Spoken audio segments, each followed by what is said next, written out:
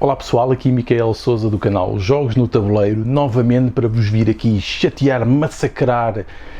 com aquilo que são as minhas últimas atividades relacionadas aqui com jogos no geral, mas também com jogos de tabuleiro em particular, e rematando com o resumo das coisas que foram publicadas e que andei a fazer aqui para o canal de YouTube neste mês que passou, mês de julho de 2023. Então tenho que ir aqui às minhas notas porque foram aqui várias coisas. Então quero recordar aqui o 21º encontro de TIC que se realizou aqui na região de Leiria, onde eu vivo, em Portugal, em que foi organizado pelo Centro de Competências Mar e Serra, que focou, obviamente, em tecnologia, e fui convidado como orador para falar de como os jogos analógicos, os novos jogos de tabuleiro, podem ser também ferramentas para uso em sala de aula. E foi muito curioso. Eu normalmente tento sempre fazer algumas abordagens algo provocantes para provocar as pessoas que estão a assistir, e como eram muitos professores, eu sei que os professores gostam muito de usar jogos e quizzes, ou seja, jogos de perguntas e respostas, e eu disse-lhes para eles pararem de fazer quizzes, porque de facto não era um game design muito interessante, eles podiam fazer coisas muito melhores, e obviamente que depois expliquei porquê, porque os quizzes, por mais cativantes que possam parecer, normalmente dão feedbacks, ou seja, respostas positivas e reforços a quem ganha, não a quem perde, e acaba por ser um reforço de alguma ignorância, pelo menos o que atesta depois aqueles que ficam mais fracos, e não é propriamente isso que se pretende. Nós queremos não é apenas validar supostamente conhecimento, é ajudar a aprender através dos jogos, e é aí que os jogos têm o seu poder, é serem as ferramentas de progressão e aprendizagem, não apenas de validação e para atestar sabedoria ou desconhecimento. Isso é uma versão ou uma visão muito redutora de tudo aquilo que nós podemos fazer com jogos, e se tivermos apenas a usar essa aplicação de validação, é de facto uma coisa, eu diria que é um desperdício, portanto temos de fazer muito mais. E obviamente os professores depois comentam sempre estas coisas, é que é difícil usar os jogos em sala de aula, não há condições, e eu dei alguns exemplos de como podemos fazer, sugerindo dividir em pequenas partes e estudar um pouco de game design para aprender a fazer com alguma autonomia este tipo de coisas. Depois também neste encontro houve uma parte em que eu estive a dinamizar um workshop mais focado em jogos colaborativos, para se perceber, porque me pareceu que era também importante, que os jogos não são todos competitivos, não são todos destrutivos e não são todos corridas em que apenas uma pessoa ganha. Nós podemos entrar aqui nos conceitos de ir além da soma zero, ou seja, para alguém ganhar ou tem que perder, mas não. Podemos ter aqui coisas em que todos podemos progredir, obviamente diferenciados, mas podemos criar uma dinâmica de progressão que arraste mais pessoas e consigamos ter aqui um modo alternativo de reforçar e de incentivar as aprendizagens de uma forma coletiva. Tantos adjetivos, não é? Mas lá está, foi uma sessão de jogos colaborativos onde se refletiu também naquilo que, através dos mecanismos de jogos, nos leva a ser mais colaborativos. Portanto, esta foi a minha participação neste encontro, também que serve para inaugurar aquilo que vai acontecer aqui na região, que são algumas formações do Centro de Competências, porque uma vez que eu tenho já a certificação para poder dar formação, lá está, certificada a professores, vão abrir aqui cursos em que os professores se podem candidatar, podem fazer os cursos e ganham as certificações que são válidas para a sua progressão na carreira. Portanto, algo que me parece importante e que vai acontecer aqui em breve. Sobre eventos, houve um evento aqui, um evento mais fechado, criado para um grupo de facilitadores e dinamizadores de projetos e de iniciativas coletivas, quer de criatividade, quer de colaboração, para, digamos, especialistas nestas áreas, que foi feito em Guimarães, em que foi aqui uma iniciativa com a Vânia Magalhães, que me convidou para criar aqui um fim de semana intensivo, em que no primeiro fim de semana abordei, de um modo com alguma exposição de conteúdos, mas muito experimental, aquilo que são algumas das experiências de jogo, que tipos de experiências é que nós podemos querer, e relacionar essas experiências com um lado dos objetivos de projeto. E depois no segundo dia foi mais para, então, aprender com essas experiências, ver alguns exemplos, porque no primeiro dia foram mais adaptações de jogos, no segundo dia já jogos que eu criei especificamente para certos projetos, e depois partilhar algumas das metodologias que eu tenho desenvolvido para ajudar a criar jogos também para esses objetivos. Portanto, foi uma coisa muito intensa, cansativa, mas muito energizadora e motivadora, e acho que foi mais uma daquelas experiências para recordar, e eu acho que vão nascer projetos interessantes no futuro, e eram acima de tudo projetos internacionais, porque vieram pessoas de vários países, especialmente aqui de Portugal e de Espanha, mas também de outras localizações e que trabalham noutras localizações para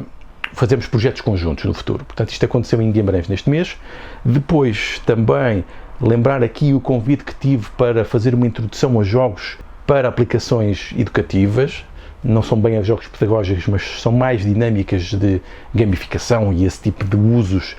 para tornar, digamos que as aulas e as nossas metodologias pedagógicas mais cativantes e motivadoras para os alunos. Isto foi feito por um Instituto Superior Nimi Yalukeni, em Angola. Foi também uma experiência muito interessante. Foi à distância, mas foi uma boa forma de interagir aqui com uma realidade distante, mas que tem também muito interesse em usar este tipo de ferramentas, e eu fiquei muito honrado com o convite também, o convite do Paulo Figueira, que é lá docente, e me fez este convite para poder abrir aqui mais umas portas e trazer mais pessoas para este movimento. Depois, este mês também aconteceu a Generation Analog 2023, que é o evento académico e de investigação associado à Gen Con, a maior convenção de jogos analógicos dos Estados Unidos. Nesta Generation Analog, o tema era o Biased Play, ou seja, o jogar enviesado, e nós, quando fazemos jogos ou quando criamos jogos, existe sempre um certo nível de enviesamento e manipulação. O designer, mesmo nos jogos de entretenimento, está a manipular os jogadores para eles terem, ou tentar que tenham um certo tipo de experiência. E quando nós usamos os jogos em aplicações ditas sérias, ou de projetos, ou de o que quer que seja, educação, estamos sempre a manipular aquilo que é a dinâmica de jogo para chegarmos aos nossos objetivos. Podem ser pedagógicos, podem ser de criar uma ideia, de fazer interação entre as pessoas, abordar um assunto, criar consciência para qualquer coisa. Pode ser trabalhar melhor, mais rápido, mais eficiente, mais motivado, imensas coisas. Mas isto é sempre uma forma de enviesamento, o que liberta sempre algumas questões éticas que devem ser colocadas. Até que ponto é que estamos a manipular e os efeitos positivos e negativos que isso pode ter. Portanto, isto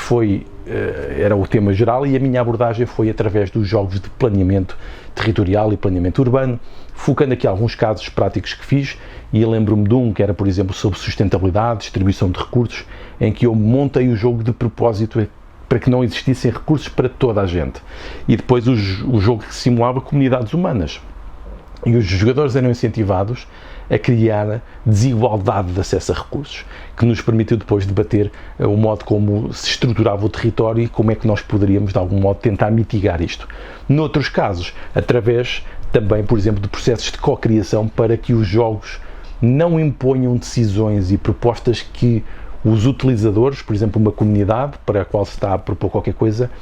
para que os jogos não proponham nada que lhes seja estranho, e para que isso não aconteça temos que os trazer para o processo e construir os jogos com eles. Isto foi um caso que eu fiz também em alguns projetos e acabei por explorar, e isso também está disponível em vídeo, depois eu vou colocar também aqui na parte de baixo para vocês verem se quiserem. Depois também houve aqui uma publicação que saiu na Simulation in Gaming, que é uma revista bastante prestigiada, onde normalmente se publicam alguns destes estudos de jogos aplicados e metodologias e afins. Neste caso foi uma investigação conduzida pelos colegas da Edge Hill University em Liverpool, no Reino Unido,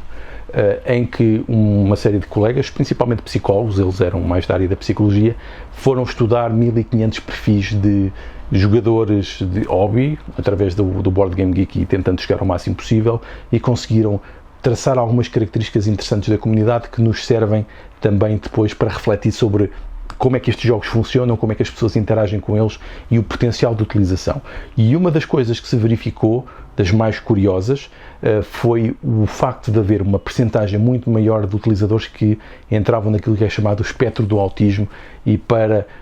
entrarmos aqui também na neurodiversidade, de como isso é marcante neste tipo de jogos, o que nos leva depois a especular e a concluir que eles são formas de criar um ambiente estruturado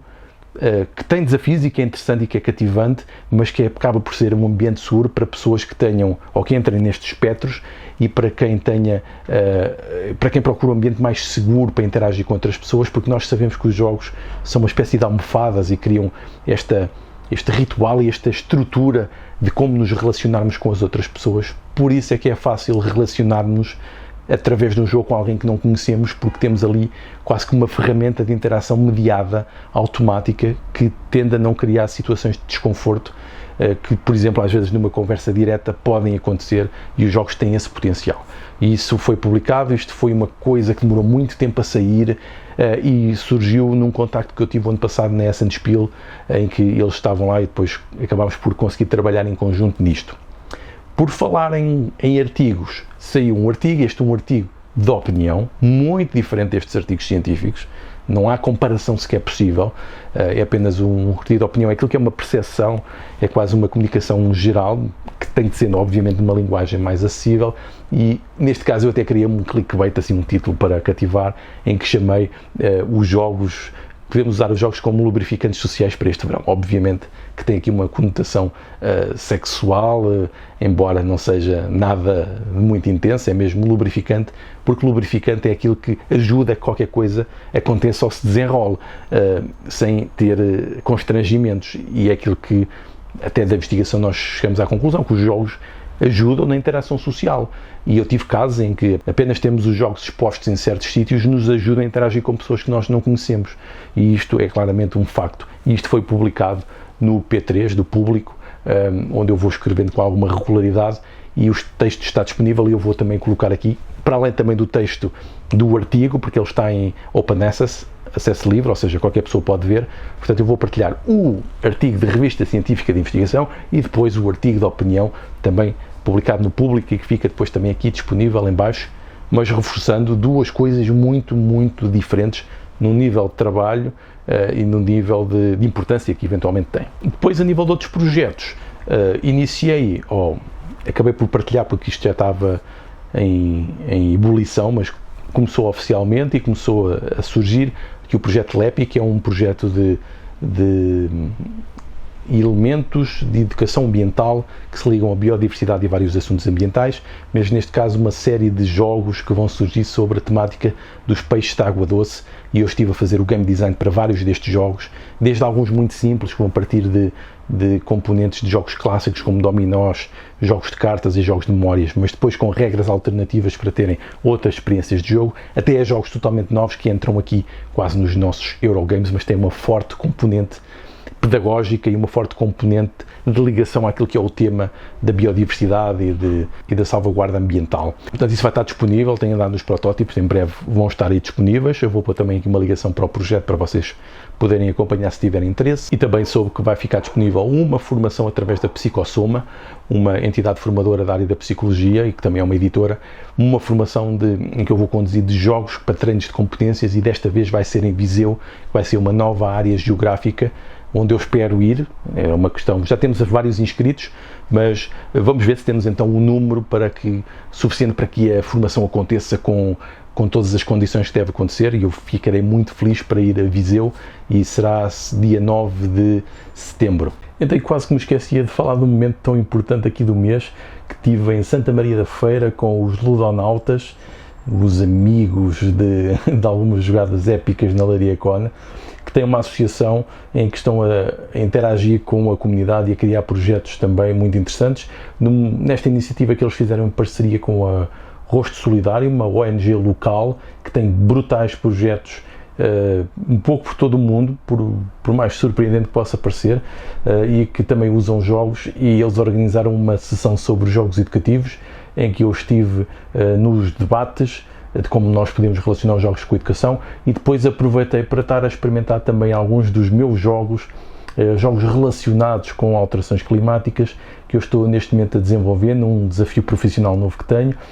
ligado aqui ao University College Dublin, ao UCD, em que estou a fazer investigação em jogos aplicados para processos de planeamento, alterações climáticas e a relação do analógico com o digital. Portanto, foi também a oportunidade de fazer estes testes com utilizadores reais, e as reações foram bastante positivas. Depois, aqui sobre o canal, não houve muito tempo a criar muita coisa. Criei o tal vídeo de apoio também que surgiu daqueles encontros de professores, com algumas dicas de como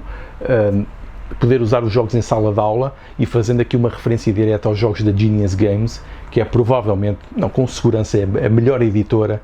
que faz jogos educativos mas com um game design distinto que entra naquilo que são os nossos jogos de hobby, e que nós temos, por exemplo, o caso do Genotype, que é um excelente jogo de hobby e é também um excelente jogo educativo, aquilo que é um equilíbrio muito difícil de conseguir. Portanto, eu vou referir sobre a possibilidade de aplicar este tipo de jogos, as suas limitações, mas também a sua utilidade como modelos inspiradores para nós criarmos coisas novas, mais adaptadas à sala de aula. Depois também saiu finalmente o vencedor do Terracotta Army. Foi difícil decidir isto porque houve muitas participações, foi difícil tomar a decisão porque de muita qualidade, e depois penso que acabou por vencer realmente o melhor, o que teve mais tempo de investigação e que ligou aquilo que é o seu novo jogo, a sua proposta, com aquilo que é a lógica do Terracotta Army, das suas miniaturas enquadradas no contexto histórico e depois com um mecanismo e o sistema de jogo. Neste caso, este concurso é um giveaway, ou seja, uma oferta de um jogo diferente,